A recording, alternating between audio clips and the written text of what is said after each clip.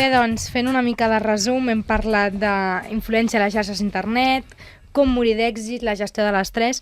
De fet, jo crec que seria molt interessant, Emili, que acabessis d'explicar-nos i posant en context el que havia dit el Dani, com morir d'èxit i com això afecta a com ens afecta a nosaltres i com fer-hi front, no? I després, ja que el Dani, doncs, moltes vegades, quan parlaves, anava pensant, jo crec que altres coses, que tu digui, no? Que ell també, en base a la seva experiència, com fer-hi front. Mira, i lligant una mica també amb el tema de les xarxes socials, ja que tant el Dani com la Dolo treballen en aquest món, doncs això passa molt amb morir d'èxit amb Twitter o amb Facebook, no?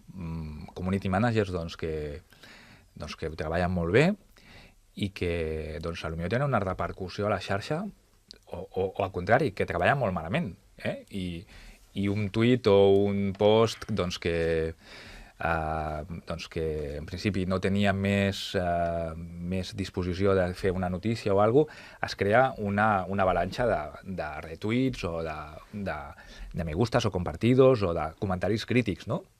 I això pot fer doncs, morir d'èxit negatiu o positiu. I alhora poder gestionar totes aquestes coses. Jo crec que les xarxes són un clar exemple de l'estrès en quant a comunicació, perquè estem tan acostumats a la immediatesa de la informació i a tenir-ho tot tan ràpid que de vegades ens perdem en el missatge. I és com que surti, que es digui. I de vegades jo en aquest sentit treballo molt amb els meus clients. És molt millor un missatge 10 minuts més tard i ben pensat. De fet, jo que realitzo formació a les empreses a nivell de xarxes socials, me n'adono que hi ha un concepte que tenen, que és que a les xarxes socials has de respondre molt ràpid. És a dir, ha de donar la sensació de que si algú envia una cosa, doncs ha de respondre molt, i això crea una sensació també als community managers i a la gent que està treballant en aquest món, doncs d'estrès, perquè si et pregunten alguna cosa a les 10 de la nit, ostres, doncs igual has d'estar 24 hores connectat per poder respondre, no?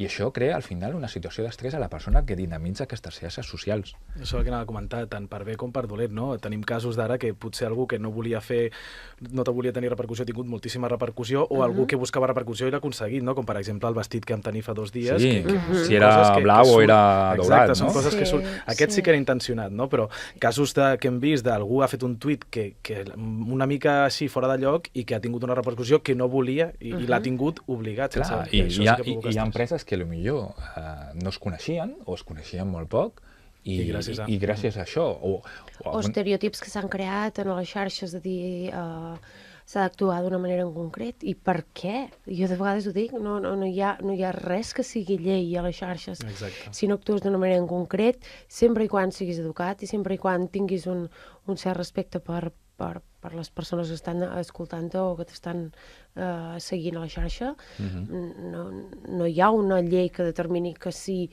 no respons d'aquí 5 minuts doncs estiguis tenint un mal servei al client. És que, clar, estem en una societat digital que justament és la comparativa aquesta que fèiem de l'estrès, que si no et responen un WhatsApp en 1 minut, ja et sembla que no et responen. I què passa de tu? Jopeta, i és una mica, perdó, m'ha sortit així, però és que dius, és que potser estic assentada al vàter, carai, no ho sé, saps? Però jo també he de dir que hi ha vegades que... I això passa el mateix amb els tuits, Sí, però et fan més cas per les xarxes socials que per altra cosa. Per exemple, telefonies mòbil. Jo, que moltes vegades, no sé per què sempre tinc problemes amb les telefonies mòbils, he intentat parlar amb ells, no et fan ni cas, i en el moment que els hi fas un tuit, en un segon tens una resposta. Perquè és un aparador, perquè es veu molt. Jo tinc un cas vam tenir un problema a l'empresa justament que va morir d'èxit, un dels socis tenia, si no m'equivoco, té uns 60.000 seguidors a Twitter, no? És bastant famós del sector i té molt. Llavors vam tenir un problema amb una telefonia i no li feien cas, estàvem reclamant per correu, no li feien cas, va llançar un tuit, és que si no m'equivoco en 10-15 minuts ja teníem resposta i ens ho van solucionar, Clar, també és veritat que depèn del volum de seguidors que tinguis, depèn d'on arribis, no? Però sí que és veritat que això, la contestació va ser molt ràpida i només pel fet que tenia 60.000 seguidors. I jo penso que poden ser seguidors, com penso que no. Crec que hi arriba un punt que ells veuen que la imatge és el més important i per tant et posen a contestar.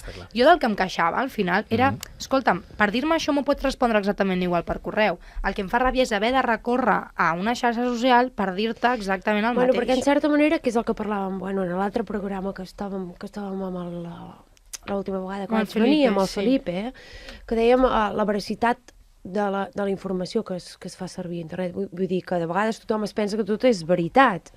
I aleshores qualsevol persona, o sigui, les marques es cuiden molt de que no hi hagi cap comentari negatiu d'ells, perquè com que la gent es pensa que tot el que hi ha a la xarxa és veritat, és com un déu la xarxa, aleshores doncs no sigui que tinguem una taqueta... Però això també hi ha una mica de trampes, perquè hi ha moltes, les grans empreses que tenen eines que només avaluen això, que avaluen tot el negatiu, si és un no, si són paraules negatives, llavors els hi salta i tot el que veuen negatiu és el que contesten, el positiu ho deixen allà, però el negatiu ho ataquen directament.